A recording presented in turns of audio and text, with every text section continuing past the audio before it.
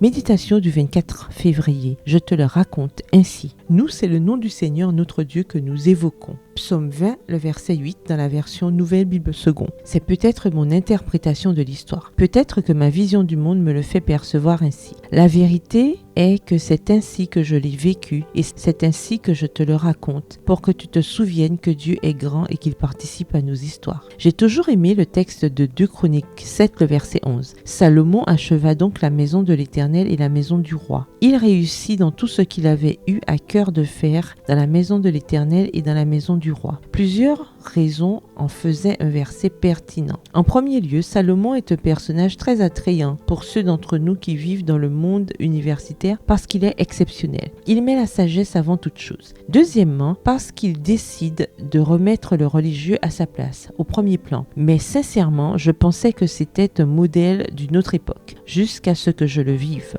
L'université adventiste de Plata était sans église depuis plusieurs décennies. L'ancienne construction, mélange de style luthérien et colonial, était devenue trop exiguë et depuis des années, la congrégation se rassemblait dans le centre sportif. Ce lieu était spacieux, mais en même temps bruyant. Mal isolé, il laissait passer l'air froid en hiver et l'air chaud en été. Le vendredi, il était transformé en église et le dimanche, tout était démonté pour qu'il puisse remplir sa fonction d'espace sportif. Et un pas de foi a été franchi. L'investissement nécessaire a été fait et les travaux de la maison de Dieu ont avancé. Les membres, des plus âgés aux plus jeunes, ont tous apporté leur contribution. Je me souviens du jour où les camions sont arrivés avec les bancs. Des dizaines de personnes volontaires et empressées, déchargeant tout en symbole de fraternité. L'œuvre était terminée, sans dette et avec gratitude.